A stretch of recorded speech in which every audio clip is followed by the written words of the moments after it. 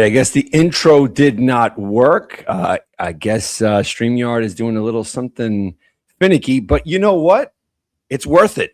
I have now more time with my awesome guest right here, who I had the pleasure of talking to just a little bit on this other podcast that I had with the Jets thing, whatever. But most important, I got Lance the Man from North Dakota Carnivore. You could check out his channel in the description below. What is up, my man? You know, it's early in the morning here, man. I love it, dude. It's a beautiful day. It's going to get hot today. So this is actually a good thing for me to get up, get moving early on my day off. So I generally sleep in for about another hour on the weekends. Oh. But during the week, I'm up an hour before I had to get up to do this. So it's nothing. I got to sleep in anyway, man. I love it. Look, it's going to be well worth your while. All right, my man. Oh, I know. And I knew what time when I accepted your invitation to come on. I knew what time you did your podcast. So I already knew ahead of time what I was going to get into. I got to do it way before Rick does, because then he gets all the viewers. Right? Love that guy. So let's jump right into it. Have you always been a vegetarian? Just joking. Just joking. That one. No, but I came really close to it at one time. Really? Oh, you gotta just get us through that journey. How were you almost a vegetarian? When back in 2010 or so, I was promoted at my work. So I went from being an active employee to pretty much a desk job where you got out and did stuff, but you didn't actually do any work. Mm-hmm. And my weight went from 240, 250 to 300 pounds pretty quick. Wow. And I was on call. I worked in the oil field. I was a rig manager. Mm-hmm. And I was the only one on the rig for the company. So I was 24/7. I was on call when I was out there, and it was 2 weeks on, 2 weeks off. I kept seeing these ads for Shanti's Insanity. Right. And I kept looking down, seeing how big my belly was getting in. I was like, I got to do something. I finally ordered that. I did the Beachbody workouts for 4 years straight. And that was from 2012 to 2016. But they push a vegetarian vegan lifestyle really hard. And I was eating like fish and chicken. I wasn't eating ground beef very often when I was doing this stuff. I was eating a lot of veg, a lot of fruit, and very little animal fats. I did lose about 80 pounds and kept 80 pounds off for 2 of those years. So the first year and a half or so, it took me to lose all that weight, and then I was able to keep it off. What happened is one day I wore a chest strap to keep my heart rate, so I knew what I was doing, right? Making sure I was staying safe. I couldn't get a heart rate one day. And that kind of worried me as I was having trouble breathing. My chest felt tight, I have trouble breathing. So my wife came home from wherever she was, and I told her about that. And she's like, "You're going to the doctor now." We went to the ER. Within 30 seconds, they had me on a stretcher, hooked up to I don't know how many wires. I was an AFib. Oh my goodness. So that wasn't fun.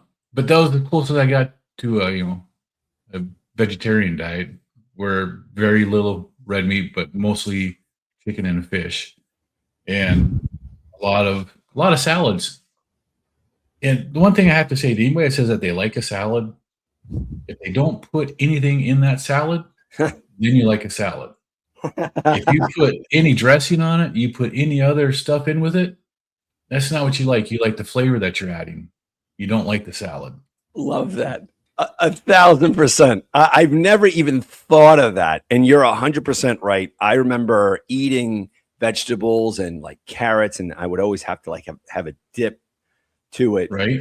And again, like, I get it. Certain people like vegetables, but you just brought a brand new meaning to it. If you like it without all these condiments, now I'll give it up. If you want to put a little salt on, like, I don't know, a piece of lettuce, all right, I'll give you that, right? Because they might, that other side might come to us and be like, all right, try eating a steak without salt. And there are some people that do it. Me personally, I need to have salt because to me, it's for my body, it's vital. It's vital to have salt with, because I need electrolytes. The way how I function, I'm high energy all the time from like the morning all the way to nighttime. I love my electrolytes, even with water with a little bit of salt. But spot on, man. You're 100% right with the dressing on the on the vegetables. You're right. So now you went through that journey. I would imagine that you would be yo-yoing, right, with weight at that point, right?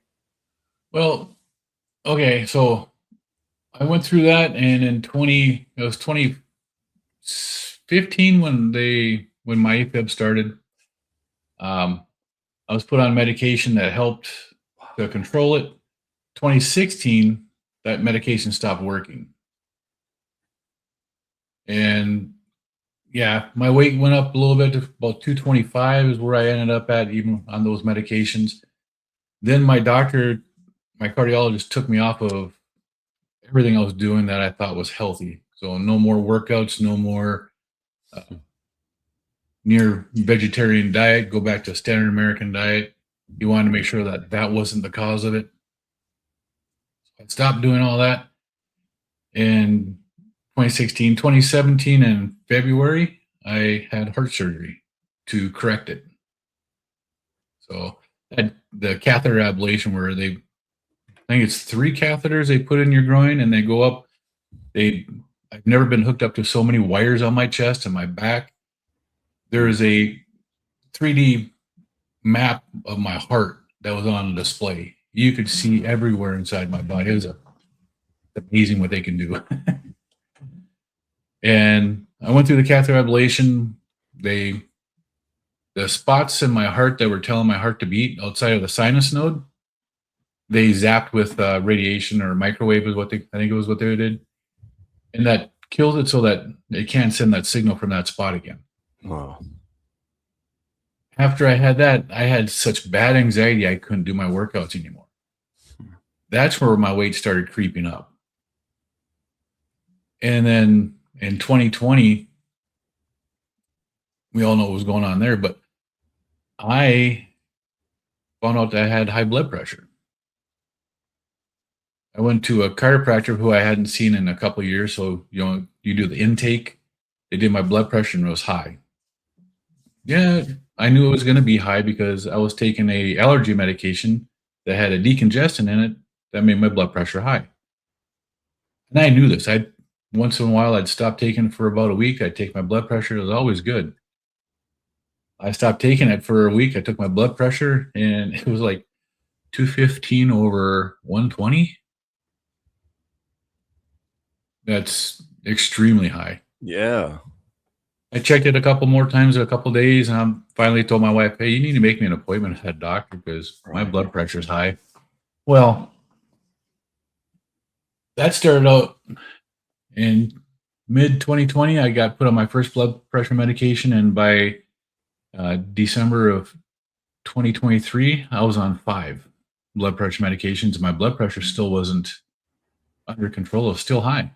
And at that point, sorry to interrupt, your diet at that point, would it be considered, I don't want to say like standard American diet, but to the point where you're trying to level out what's going in, you're kind of being very meticulous, just to gauge on what's causing this blood pressure spike?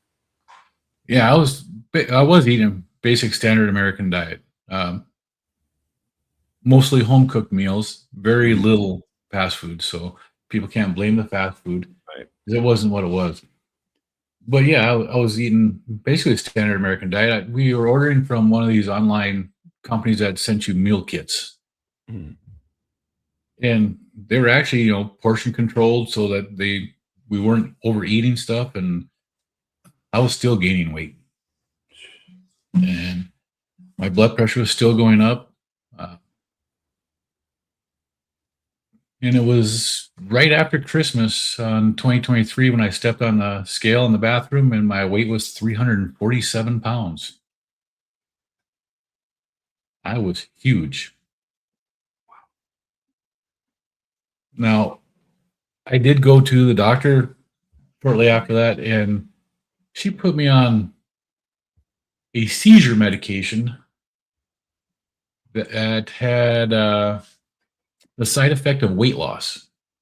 Right.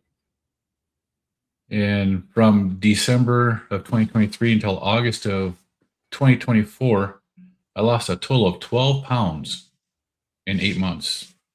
Huh. Yeah, not much. Not at all. Not at all compared to this lifestyle. Right? So, and that's actually when I found, well, actually in June of 2024 is when I found carnivore. I was scrolling on TikTok, sitting on the couch eating Lay's potato chips. Yeah. My granddaughter and I, we'd destroy a bag of potato chips a night, just hanging out watching TV. And Carnivore Ray came on. I love Carnivore Ray, man. That guy, his attitude and his, I don't give a rip. Just, it caught me, and I was like, this guy's just crazy, eating nothing but meat, and he's getting benefits. That got me to look into his content a little bit more. I watched a bunch of his videos on TikTok. Then I went to YouTube, and I looked him up on YouTube because I really don't like watching stuff on my phone that much. Just enough to, dull the noise and stuff in my head. So I went on YouTube and I was checking out his stuff on YouTube, and that got me to look for more. And I found Dr. Barry. I found Homestead How, and all the good doctors on there. And I did a deep dive into Dr. Barry's. I watched probably 2/3 of his content before I even started doing this way of eating and stuff. And then Dr. Baker, Dr. Chafee, Tony Hampton, Robert Siwas, Judy Cho. She's a nutritionist. She's got a great channel. She does holistic nutrition, but she starts people out on an elimination diet, which is the carnivore diet.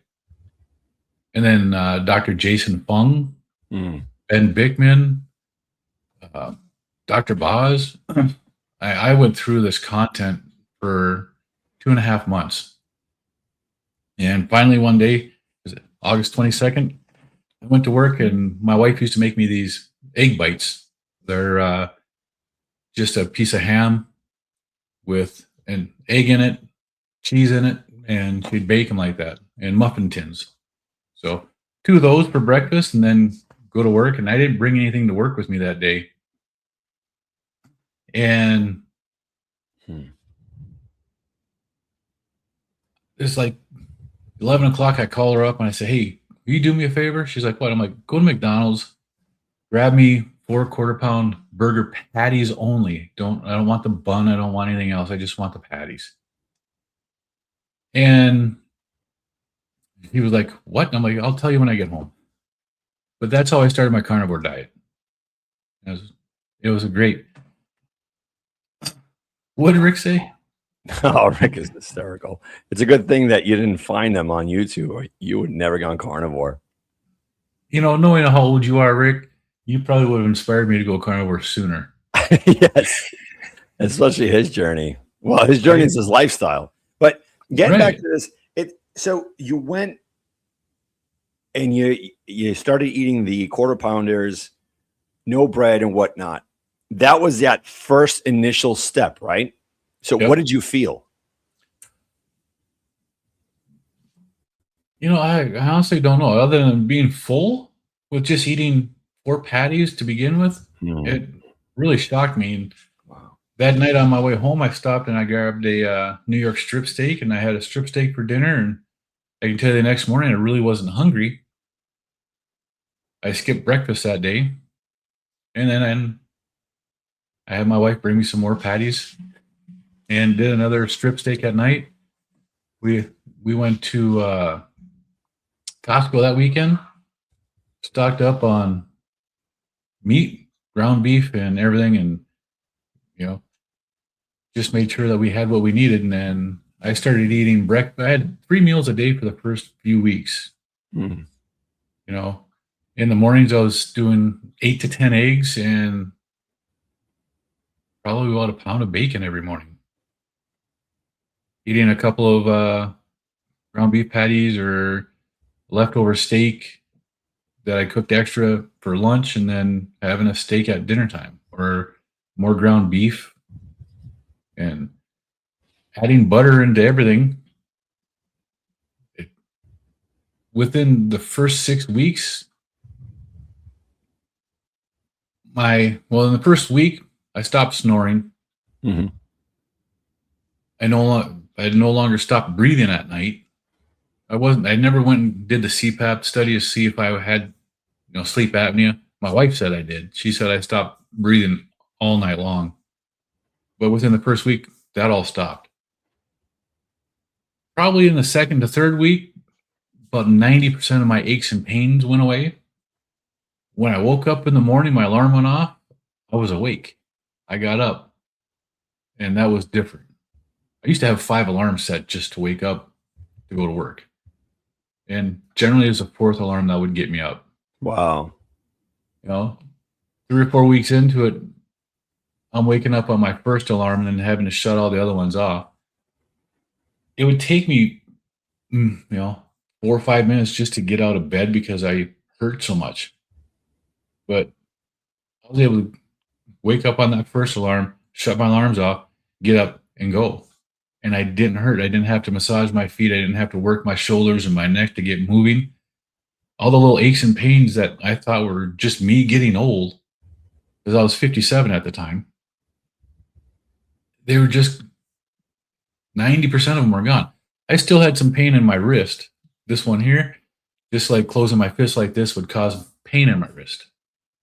Grasping onto a coffee cup or a drink with it, making that that little bit of pressure, that would cause pain in my wrist.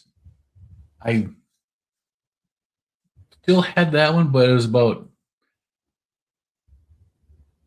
that 6 to 8 week period where I gave up drinking alcohol and I gave up drinking coffee for the first time. Within 3 days, that pain went away. The other pain that I had in my foot that was constant, that never went away, that went away too. And I haven't had that one back. So by October of 2024, as a 57-year-old, aging, bald guy, overweight, I had no pain. I was pain-free, which is amazing. 6 weeks into my carnivore diet, though, 4 weeks into it, I got an appointment with my doctor to help come off my medications for my high blood pressure. I already come off of 3 of them in 4 weeks. The last 2 I had to take to get rid of were a maximum dose for that medication. And I didn't feel comfortable just stopping that. The other ones were, the lowest doses or a really low dose. And I didn't have any problems coming off of those. So went into the doctor and told her what I was doing. And, I'd stopped taking medications and all that. And I wanted to come off of these other ones. And she just wanted to lower the 2 doses. I said, no, I want to get rid of this one. And I only want to take this one, but I want to take it at this dose. She's like, you can't do that. I'm like, this is what I'm going to do. So you might as well give me my prescription. She's like, this way of eating is not good for you. I'm like, it's working. It's got me off of 3 of my blood pressure medications, and my blood pressure right now, you just took it. It's low. I need to get off of these. How dare you, Lance, have him miss his Mercedes-Benz payment? How dare you go against the grain? Yeah. How dare I take away her vacation? How dare you get healthy? Right. So How dare you finally, be a critical thinker? How dare you? exactly, you Wow, know, crazy. but she agreed. She finally said, okay, you take this, but when your blood pressure drops again, you cut this one in half and you take that until it happens again, and then you can cut that into a half again. I kind of followed that. It was I took that one pill for it was about 5 or 6 days before I was able to cut it in half, before my blood pressure dropped. And I could tell when my blood pressure was dropping, I stood up, I got dizzy. I was like, whoa, all right. I sat down, I put my blood pressure cuff on, take my blood pressure. And when it was like 105 over 68, I was like, all right, I can get rid of one of those pills, right? And when I finally got to that last half, I stopped taking that last half of a pill and I checked my blood pressure for 3 or 4 days. And then it started to go back up. It actually wasn't even that long. I just started to go back up right away. I took it for like 2 or 3 days after that, stopped again, and my blood pressure has been really good ever since. I haven't had anything 120 or above in the last 2 years. Wow. So, we got to deconstruct this because there's a lot of layers to it. And there's one aspect of your life that I really want to get into, but not just as yet. So, first, rewind. You did something that I did a while ago, and it was called Insanity, Beachbody, Shaun T.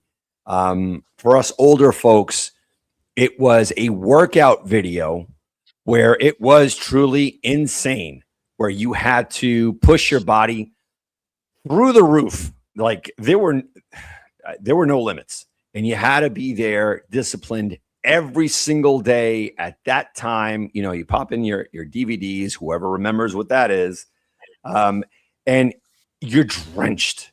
You are just, pool of water in the middle of winter.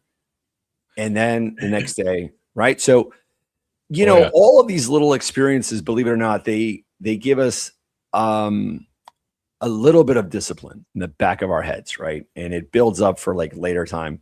But that wasn't it. It wasn't the cure-all be-all to put ourselves through that rigorous program.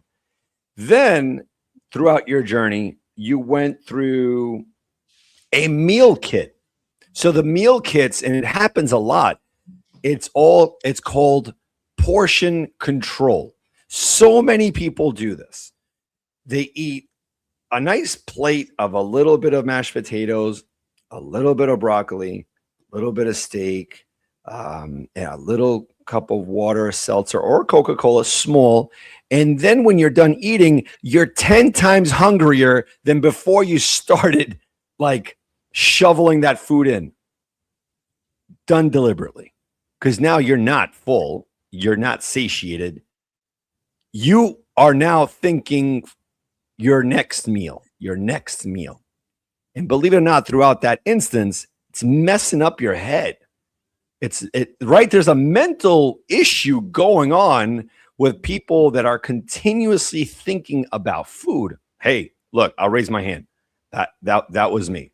And again, I just had to throw this out there for YouTube algorithms because I'm seeing the views shooting up to like 40, 50, and then dropping down. Thanks, YouTube.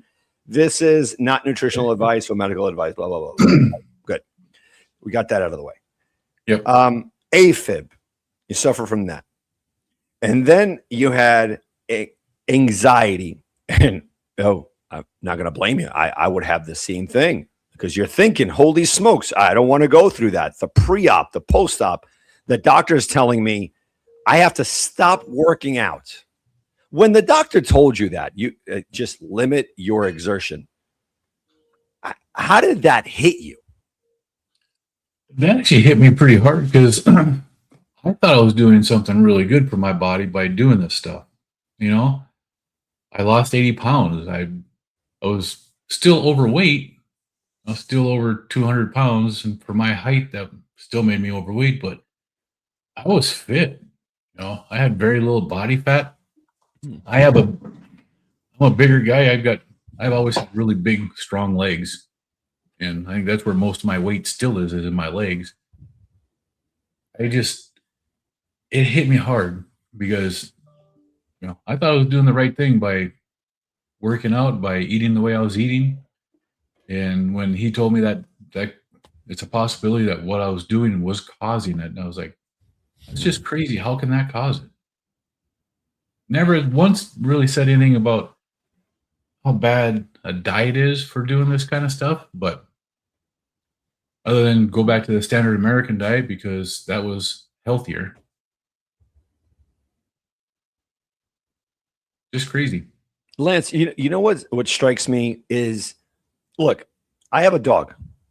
The moment I bring the dog to the vet and they're like, "Hey, why are you bringing him here?" I don't know. He has something on his tail. It's just like a lesion or whatnot. Do you know the first thing that they ask me? What are you feeding it? Yep. What are you feeding him? Like straight up. They're not saying, "Hey, are you putting him through some rigorous stress?" You know? Right? What else? Is he watching too much TV? Let's put him on some statins. No. Hey, what are you feeding him? When I go into not that I have a tail, I mean that's kind of private. Anyway, I mean my tailbone is pretty long. Anyway, they right away blood pressure, all this medication. They never ask me. Never. What are you eating? Ever. And it's funny what you had said. Well, not funny, but it was very close to mine. When they put you on a medication, seizure medication, and it's off label, that hit me hard when you said that. Because before doing this, my PCP wanted to put me on Xanax. And I'm like, "Whoa, I'm okay in that department." They're like, "No, you suffer from OCD. That's why you're getting weight. You're gaining weight. And the off label on this is to control your eating habits because it's evident you suffer from OCD." I'm like, "Wait a minute. Wait, what?" Yeah. I'm like, "No." They're like, "Well, then there's no cure for you. You have to find a way. You have to see a psychiatrist." And I did. I'm not going to lie. I did because look, not for nothing. You've been through it, and so many of our viewers have gone through it. You're looking for an option. You're Right. looking for a way out of this like conundrum, this matrix that there's no way out. Sorry, this is your diagnosis. And unfortunately, modern science has not gotten to the point where the research is enough. So you got to take these 5 medications, Lance. Sorry. Yeah, but I think I found something. What? Carnivore. No, that's not good. You're going to die of a heart attack. Get away from that. Go with what's proven. That is what I want to get into. Carnivore is proven, damn it. It is. It has more backing statistics than all of these drugs. All of them. Why? And I want to take money out of the equation. I want to take money out of this. Why? Why do they promote all of this other stuff as opposed to within their curriculums as they're going through these studies, focus more on health, nutrition, the foods that we put in our bodies than the pills? Let's exclude money. You can't exclude money, Dan. You can't. It is because of the money. Who is writing the textbooks that these doctors and nurses and nutritionists are being taught from? It's the pharmaceutical and the food industry that are writing these textbooks. They're the ones that are paying for the research, and they're the ones paying for the studies that go into this that show what we should eat, what we should be treated with. The doctors aren't being trained today to find a root cause anymore. They're being trained to find what pill covers that symptom. for the doctors and the nurses, it's not about the money. Right. I generally believe, but most of them believe that they're doing what they're supposed to do. But the back end of it, who's providing the training, who's providing the information, that is about the money. Because if they made people healthy, the pharmaceutical companies lose money.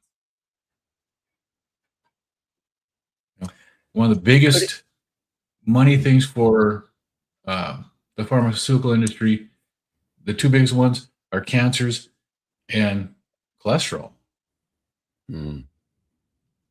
What are two things that get solved on a carnivore diet? Cancer and cholesterol. Right. That's two of them. You take the glucose away from the cancer cells. Cancer cells thrive on glucose. From what I've been reading, and it's not medical advice, but you take that away from them, your chances of surviving a cancer go up tremendously. Actually, one of my coworkers his brother-in-law was diagnosed with cancer recently. He eats not a carnivore, but ketovore. And him and I talk all the time. When that diagnosis came out, and they weren't giving this guy much of a chance to live the way they found it. He talked to him, and the guy went through 3 rounds of chemo and radiation and stuff, but he switched his diet to a strict keto diet, cut out all the processed foods. And his last check, he's cancer-free now. I believe that if you eat this way, it's going to help out tremendously. I also believe in fasting. Fasting and deep autophagy, it's amazing what it does for your body. In fact, I'm breaking my fast with you right now. I came across something here. Have you heard of mitophagy? Oh, yeah. Holy smokes. So mitophagy is a selective form of autophagy where a cell specifically targets and recycles its damaged or superfluous mitochondria. It serves as a vital quality control mechanism to clear out dysfunctional organelles that produce toxic reactive oxygen species, preventing cellular degeneration, inflammation, and cell death. Correct. Unbelievable. And that is the part of critical thinking that these nefarious institutions, where it comes from, they don't want you to know. Now, the reason why I pose that question of taking money out of it, right? I feel there is something more to it. And I just feel like it's history repeating itself. All of these centuries, it's about control. The Persians had it, the Egyptians had it, the Romans had it. I mean, think of it. These huge civilizations governed by a small group of individuals. That's all it was, small group. You go here, I don't want to. Okay, we're going to kill you. Right. And it's like thousands of people versus 20 that gave you the same command, where the thousands can turn around and say, yeah, try it. Try to raise your hand on us, because that's not happening. But when you switch off the critical thinking, that's why I feel before it gets to money, I think it's a cycle, right? I think it's fear, number one. Don't do this. Don't do the carnivore diet. Don't switch up your diet. Don't change your lifestyle. The moment you succumb to that fear, there's the control. They got you. Bait and hook.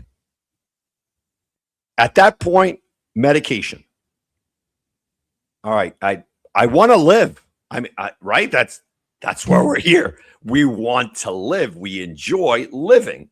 I enjoy waking up in the morning, getting ready for the trials of the day, and enjoying every little spot of it. But no, now you're controlled. Got the medication. Oh, it's 2:00. I need to take it because if I don't take it, God forbid, I'm going to land in the ER. Okay, now that goes to the standard American diet. It just that arrow keeps going cyclical way.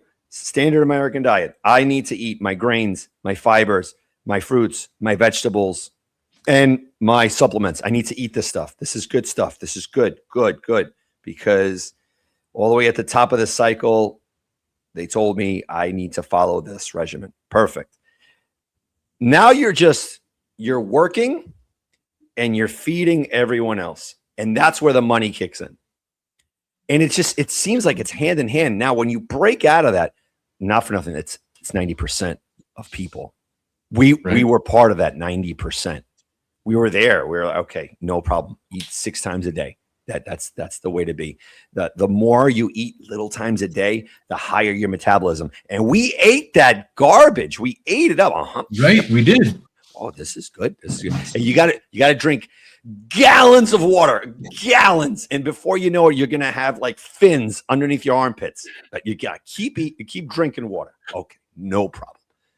Salt, no good. This is where I want to get into. The older you get, the less salt you should consume.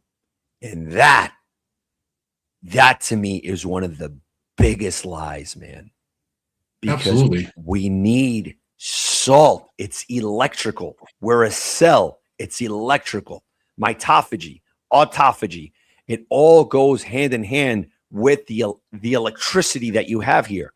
The moment you sever salt, electrolytes, bad things happen. Yeah, how and is your this? Yeah. How has that helped you? Improving my salt intake. I mean, I threw everything I'd been taught for 57 years away as far as nutrition, what I was taught. I remember when the food pyramid came out, I was in elementary school. I remember when they came out and they were showing that and all the presentations and stuff that they had for it, and everybody just went with it. Mm-hmm. Nobody ever said it was just an advertising campaign for farmers to sell wheat. Nobody knew that. Everybody thought because the government put it up that's what we should be doing. And they just ran with it, and they've continued to ruin our health with it since. But throwing everything away and finding out that salt was actually good for you, drinking electrolytes.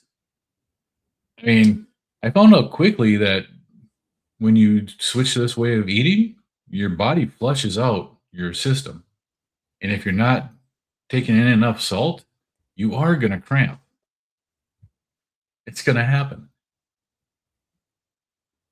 This Redmond salt container holds 7 grams of salt.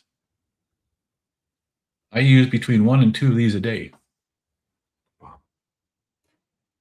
And if I don't, then I have to drink an electrolyte drink. Otherwise, I'll cramp at night. As long as I have about 7 grams to 10 grams of salt, I'm good. I don't cramp. But if I don't have it, then I will cramp.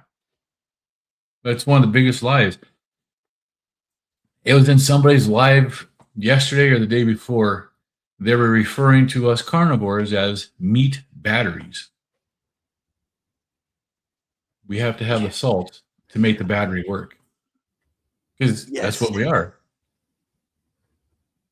You know, I want to give a shout out to the chat right now. Donna Ray, what's going on? I think your side has joined us in as well. Yep. So, you know, I want to give a big shout out here. Brian is in the house. Aaron, Larry. I mean, Kelly is in here as well. Rick is about to start his live in about 20 minutes or so. I thank you all for hopping in. Angie is in the house. You know, what I really wanted to get into is, number one, I want to give you a shout out. Because you served in the military, and it takes cojones to make that commitment. And I thank you, the chat thanks you, and America thanks you for the sacrifice that you did. Your well-being, your life, you traded it in to protect us. So I value that. And so many Americans value that. And I thank you for this, man. Like from the bottom of my heart, you know, when I had you on my other podcast, and we normally always do a special anniversary because a good friend of mine who served, unfortunately, because of mental health, you know, he's no longer with us. And the rigors of the military, you know, us civilians have absolutely no clue what you guys go through. And it's so easy from the people in the stands to say, you should have done this, we should have done that. But for someone that's on the war field, my man, holy smokes, dude, from the bottom of my heart, man. Thank you. Thank you, Lance.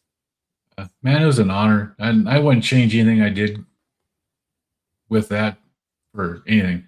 I met some of the greatest people in my life in the military. And even though, you know, I've lost contact with some and some are no longer with us, it was an honor to do. And I enjoyed looking back, I enjoyed everything I did with it. It made me who I am today. So you asked when I was on Dr. Kilt's what I would tell myself if I went back. I wouldn't tell myself anything different about nutrition or anything because my past is what made me who I am now. Right. And who knows where I'd be and what I'd be doing. Would I still be with my wife and my kids, or would I be somewhere else? I don't know. You know, Lance, I did have a question. How did military training teach discipline and consistency? Like, how did those traits help you succeed with carnivore, fasting, and rebuilding your health? Like, we were talking about before the whole insanity and whatnot, how those little facets in life, they all build up to like a game changer like carnivore. How did the military training and the experience that you had kind of segue into this? I think a lot of, when I was in the military, I was military police. I was in law enforcement. They set a standard higher for themselves. So when we went through training, everything that we did was looked at and critiqued over and over and over until we did everything correctly. We weren't allowed to, like, our uniforms couldn't be wrinkled. They were starched and pressed. They looked sharp at all times. We weren't allowed to look like everybody else. They had certain standards that they would check. Your wallet was in a certain pocket. Your ID was here. Your dog tags were like this. They beat that into you. And even when you got to your unit, they did the same thing. Your first sergeant, your platoon sergeant, your squad leaders, they beat the standard for that unit into you. They didn't let you forget that you are ours and you will do exactly what you're told to do. That's part of the brainwashing for staying with the standard American diet too. It took a long time for me to get over that. But I think it helped tremendously because that's what helped me stay with insanity to lose weight to begin with. You know? Because I'm going to put it in Sean T's words. That shit is bananas. Very true. Look, you just unlocked something for me. And I think I needed to hear this. I think so many people needed to hear what you just said. What occurs in the military shouldn't occur within your soul. If health matters to you, raise your standards. Have a standard of play in your mind. Shirt should not be wrinkled. That's your health inside. Correct. This potato chip does not agree with the standards that I walk. It's going to destroy me. The standard American diet, is that your standard? Is that okay at 10 p.m. to lounge on the sofa, watching reruns of Friends or Seinfeld, and downing a huge bowl of ice cream, and then getting to a certain high and passing out? Is that a standard that you're okay with? You have one life. At what point will you look in the mirror and say, that's not the standard that I want to abide by? That's why, like, I see a lot of parallels with you. And there's no cheat days. There's no, before you do something, you think about it. Like I walk that same line, and some people might say, wow, that's extreme. That's extreme. I'm like, where I came from was extreme, and no one said anything. I was 70 pounds overweight. Everybody was like, wow, you look great. You must work out. And I'm like, but you don't see what I'm seeing. I go up 3 steps up the stairs and I'm out of breath. Right? I can't even think. I'm getting in arguments with family for dumb stuff. My mind is going on a fast forward race in a VCR, and I don't know. I can't keep up. And I'm thinking of things that I shouldn't think because it hasn't even happened yet. Now you have your control. And this is where I wanted to get into here. Many veterans talk about hypervigilance, anxiety, or PTSD. How has eating a carnivore diet affected your ability to stay calm, think clearly, and process stressful situations? It's a tremendous benefit for every one of those things that you just said. I still have, I've been out of the military for over 30 years now. I still sit with my back to the wall and I watch the doors, no matter where we go. It's just what I do. And I've always done it. And I go into a place, and the first thing I do is I'm assessing the threat inside of anywhere I go into. The ability for my mind to process stuff is tremendous. I'm not going to tell you how when I go to work in the morning, the first thing I got to do is I have to do a spreadsheet. And it used to take me 4 to 6 hours to do it. 6 hours was pretty much the norm. I'm not going to tell you how quick I can do it now. Not fair. But I have more free time now at work because my thought process is so much better. Especially if I'm fasting, the higher my ketones are, the faster my mind works. It's just amazing the difference in what you see, what you sense, and how your mind works when your ketones are up. And this way of eating turns you into a ketone factory. So if you're not bringing in carbohydrates, your body's going to be running on ketones. And that's where the body prefers to run. That's how I lost my fat. I switched from carbohydrate to a ketone metabolism, and it eats the fat. Am I going to have to switch back to maybe having some carbs at some point? I hope not. I don't think so. I think my body will get to where it needs to be, and then it'll just kind of regenerate what I do need. I know that's why I've been stalled in my weight loss since February until now. I changed a few things up. I changed what I eat just a little bit. I mix my ground beef, my 80-20, with ground pork. That takes the fat ratio from 70% of my calories from fat to 60. Wow.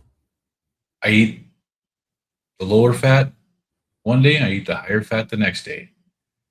My body isn't used to it, so I've started dropping weight again. My lowest weight I've got on carnivore was 205, and that was in February. After that, it kind of started climbing, and I've been around the 220 mark since then.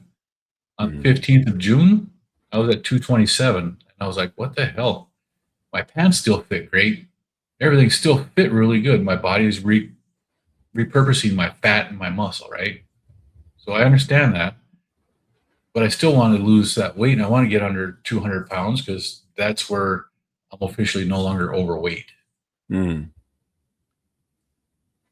So in the middle of June, I had my last dental work done, and I've been doing a 3-day fast before my dental work.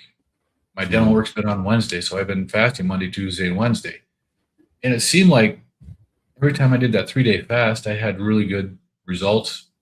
And then, go back eating, and my weight would come back to where it was, and then just kind of hover. Well, June 15th, I stepped on the scale, and I was 227 pounds again. And I didn't like that.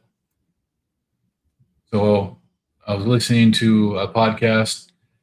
They were talking about a guy that did a 26-week fast where he was doing 72-hour fast for 26 weeks and how it helped him and stuff. I'm like, that's not a bad idea.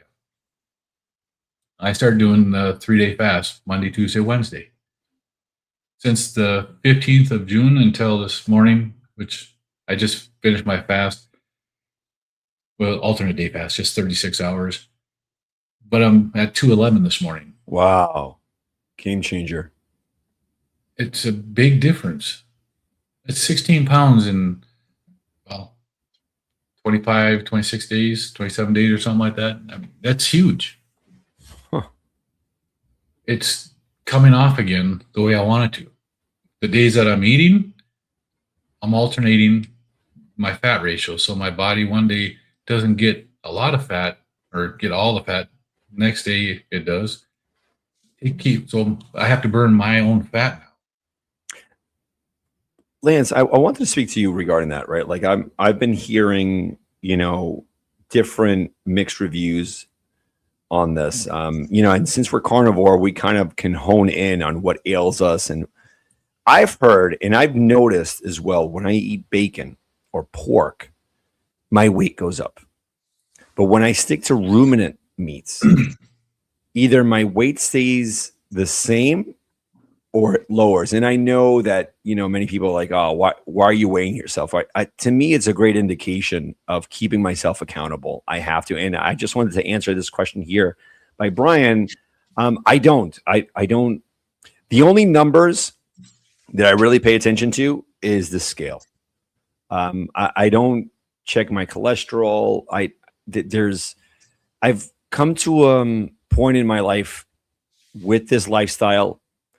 It doesn't matter to me. And again, this is personal. This is me. Anyone else, if you want to check your blood and whatnot, God bless, do it. For me, I don't check numbers anymore. The only one that I check every morning, I wake up, I go on the scale, I look down and I write it. I log it. So I have about 4 years worth of logs. And I could see back in 2022, at this stage of the game, I was close to 240, 245. I'm at 181 right now. But getting back to the original, I've noticed when I incorporate those foods, I'm not going to lie, I like, some little ribs here and there, some bacon with no sugar, some pork chops. But I realized the next day, Lance, then it's the weirdest thing. I could be 181 and the next morning I'll be at 186. Like 5 pounds. What? Oh, it's water weight. Yeah, I don't buy that. I'm just so through with that nonsense. Oh, just you lost 10 pounds in 2 weeks. It's just water weight. It's weight that shouldn't have been there in the beginning. Absolutely.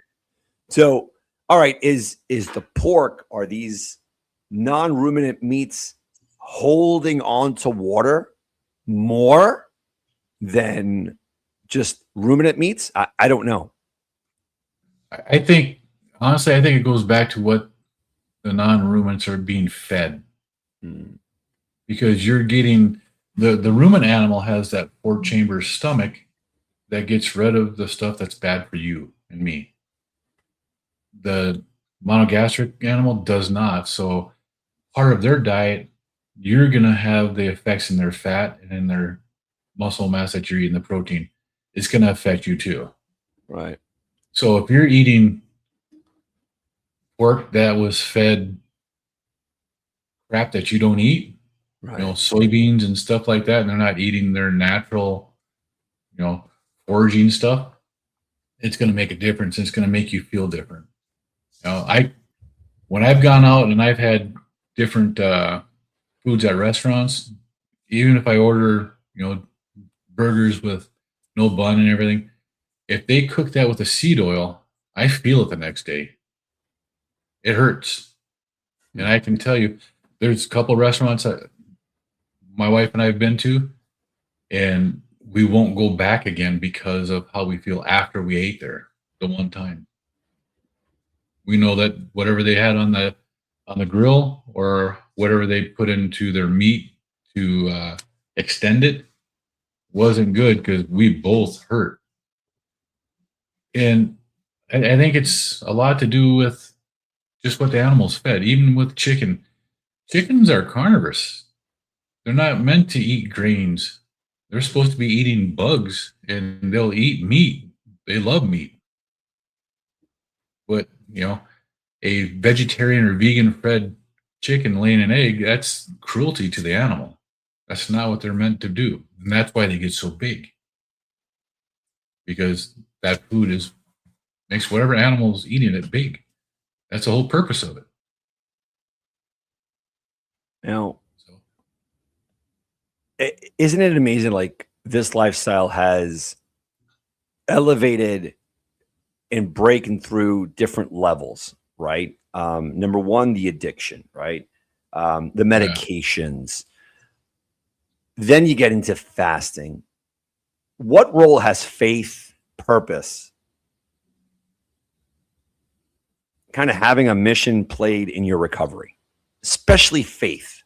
Because I think that the fasting goes hand in hand. And I know a lot of viewers are like, here we go again. They're going to be talking about God again. Yeah. This is part of it. My whole thing with the carnivore diet, and that's why I won't demonize vegetarians and other. I think the most common denominator here is the fasting, because when you break away from constantly thinking about donuts, Happy Meals, sodas, ice cream, breakfast, lunch, what am I going to have at dinner? You're thinking about dinner at 8 a.m. When you break away and you have a connection with your creator, you know that you don't live by food and water alone, but by every word that comes out of God's mouth. You look at life different, and those ketones, I think those ketones have something to do with that connection of spirituality, where you could be like, all right, everybody else is eating. I like what I'm feeling. And correct me if I'm wrong, there's a lot of noise. There's a lot of static in life. You can't get to the frequency on the radio station that you want to with the person that created you if you're eating junk, if your body's constantly breaking down things. But when you eliminate all of that, and you give your system a break, you start to hear his voice clearly. What do you think? I won't disagree with that. You're right. And I haven't been much into my faith in the last 20 years since I moved here.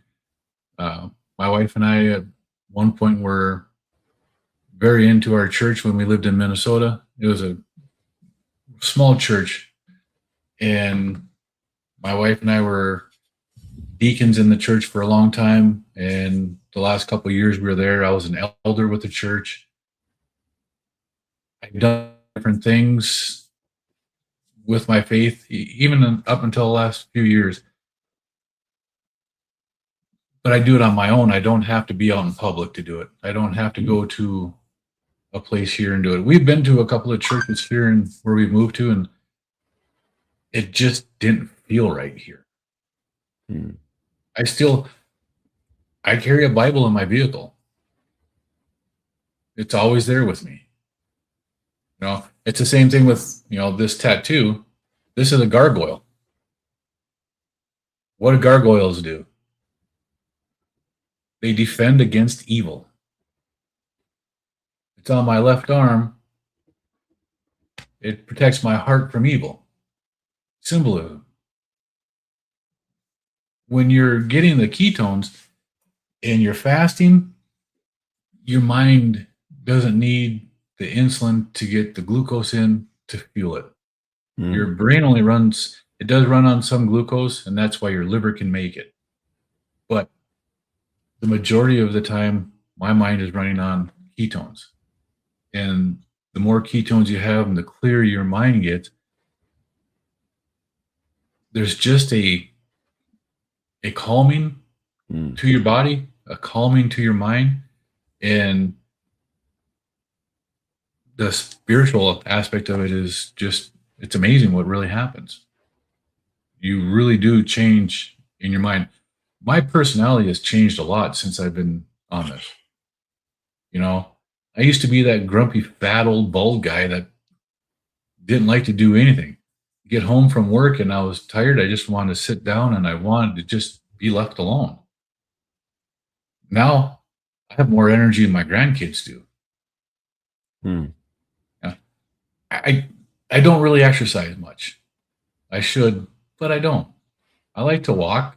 And, yesterday I got off work and I was just full of energy, and I was in the middle of my ADF fast.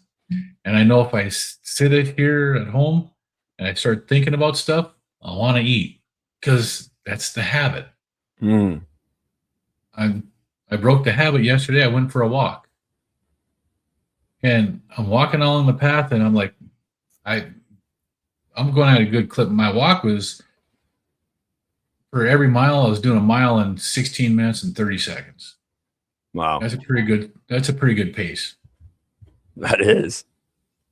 And there were a couple of times where I had so much energy. I started jogging, and I've always said, if you see me running, unalive whatever's behind me. But I just had this energy, and it's so amazing what happens when you're fueled this way. My energy level is just tremendous.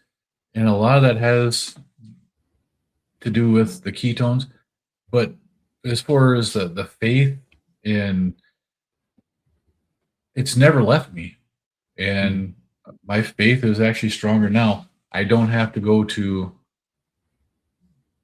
a big church to show everybody that I have faith. My faith is mine. Right. Same with my wife. We're still very spiritual people. We still teach our kids this way and our grandkids, but we don't have to go into a big church to do it. Gotcha. We know it.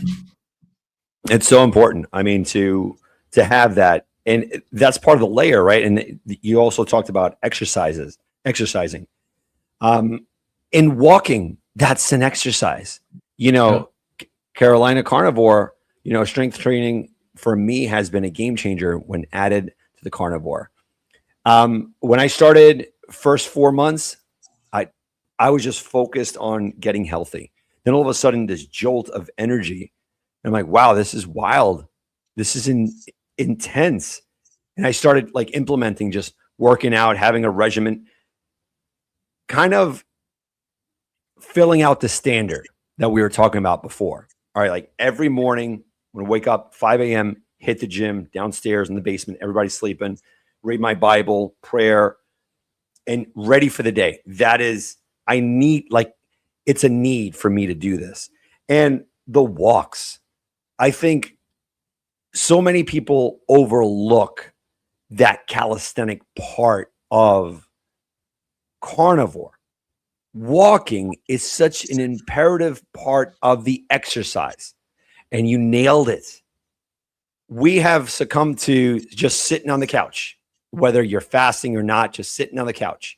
Yep. And time continues to march on, as Metallica said, continues to just bye-bye, it's gone, as opposed to getting up, go for that walk.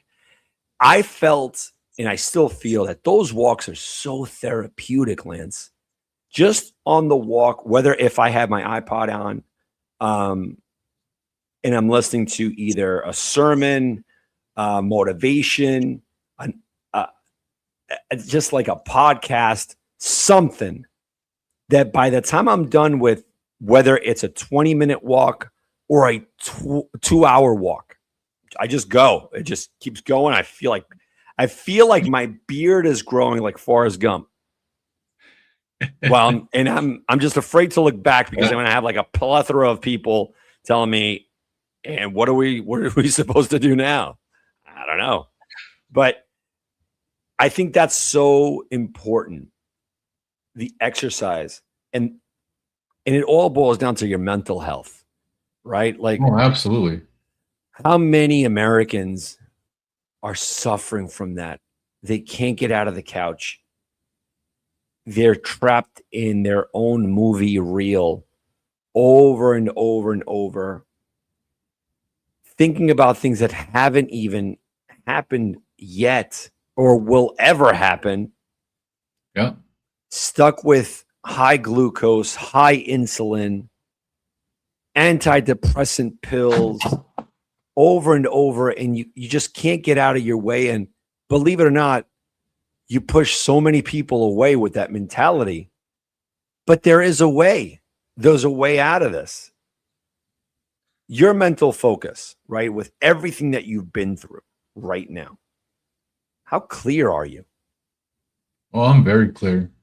I have my mental focus. Do I get distracted? At times when there's a whole lot going on, but not like I used to. And I used to be such a scatterbrain at times at work and stuff. And my attention, I couldn't keep focused on one thing. It's the focus on this way of eating is tremendous. Your brain, that fog goes away, and it goes away fairly quickly.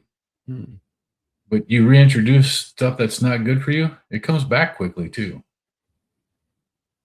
You know, you have to be careful. You have to guard your carb sobriety because you start putting those back in there and it will come back.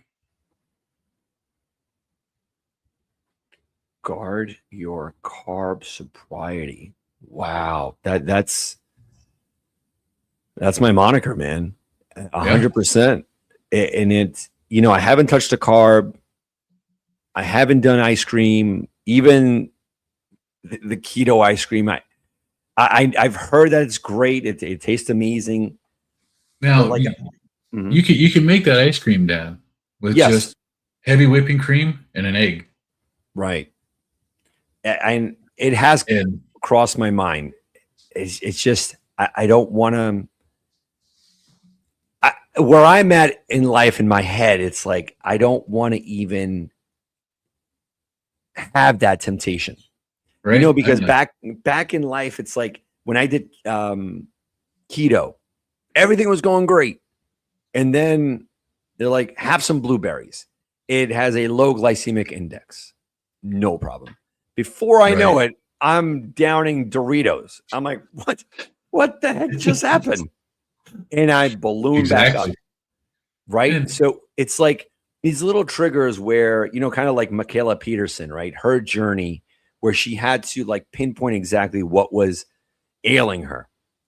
And I think all of us have this amazing journey in which we're sharing with the world that there are better options out there, and see what helps you, what hinders your progress, and not to be stuck in a rut if you do hit a hurdle, because it happens so many times. Like I'm almost at that point, right, where I would like to start implementing certain things, but like then I get hit with why would you want to do that? Like you feel great. Like, I was never a drinker. I was never like an alcoholic or whatnot, but once in a while I didn't mind having like a beer or whatnot. And whenever I have my outings here, I see people drinking and whatnot, and it's not like I need it. But like, oh man, I wouldn't mind having like a vodka seltzer. But then Right. it's like controlling that thought immediately. I'm sure it happens to you. Like it's instant. You have a voice that says, not worth it. Don't do it. You've Absolutely. come this far. Don't do it. And then it goes away. It goes away. I don't think about it anymore. So I quit drinking in October of 2024. I still had at least 3 bottles of liquor in my cupboard here. My wife just got rid of them the other day. Mm. They've been there. Open up the cupboard, they're there.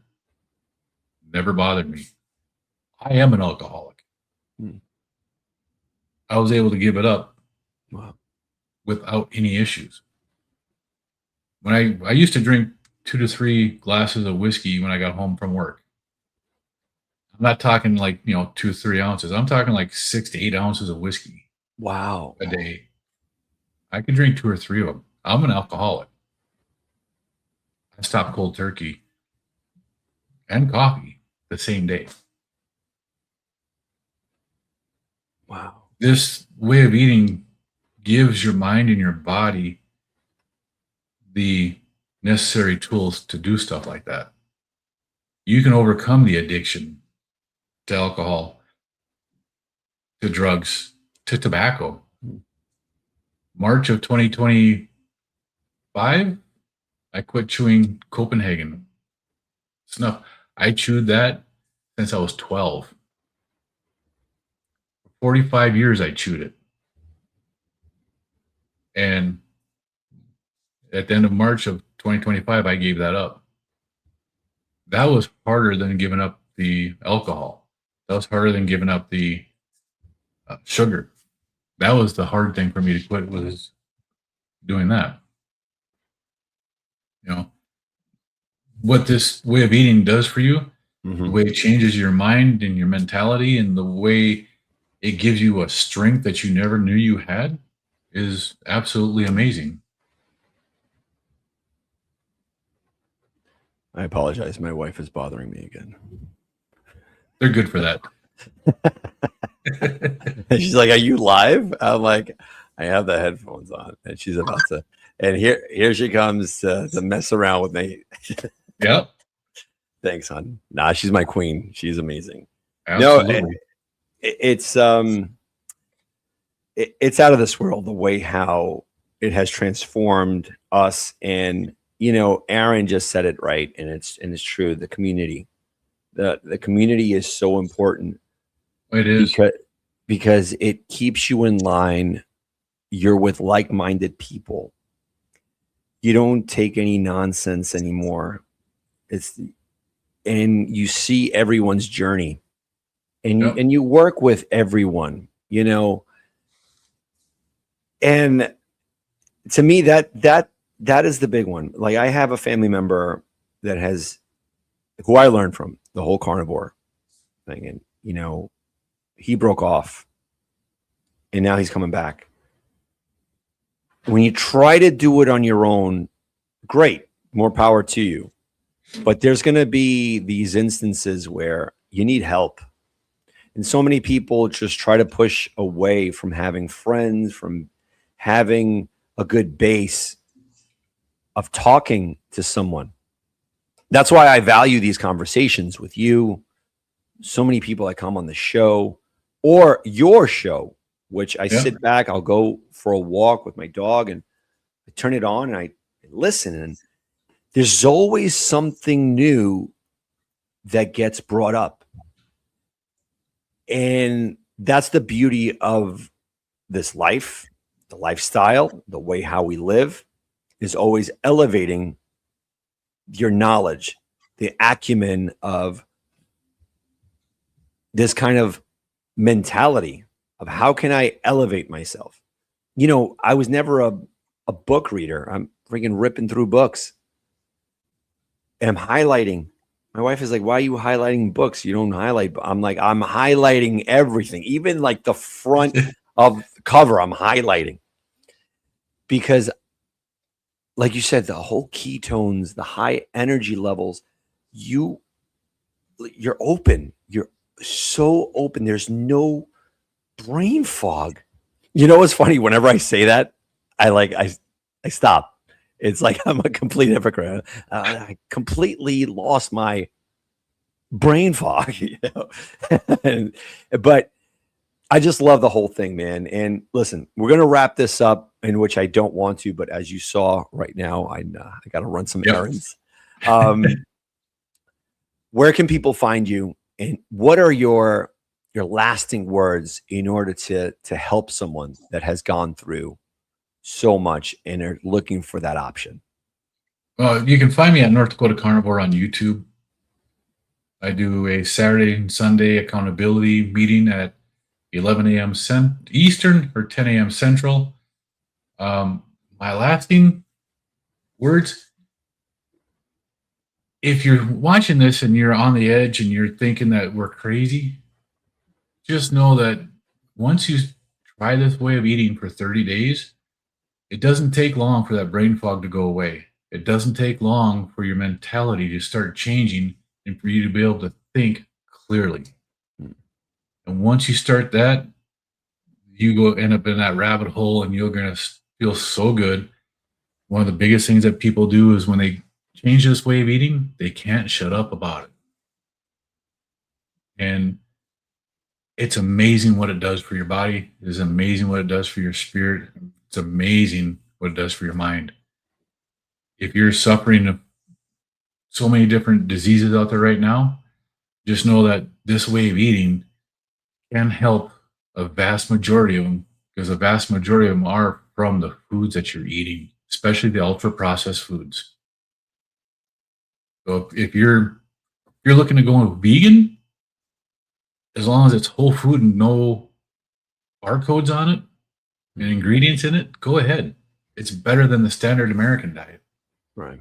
I'd highly recommend going carnivore because that's what your body needs. It's a better way of eating, but getting away from our ultra processed food diet needs to happen, and needs to happen quickly. And community, find a community. Mm-hmm.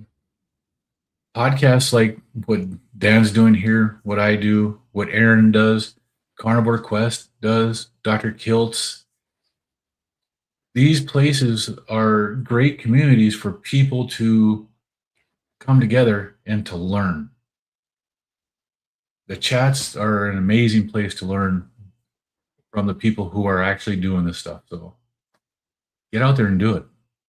Try it for 30 days. Try it for 90 days. You're going to have amazing results.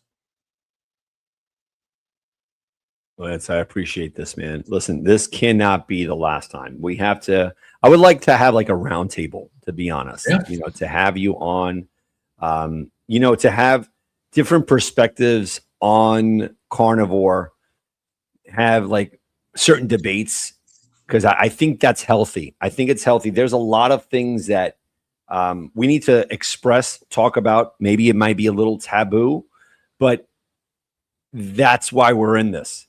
We're in this because we had to break out of our shell.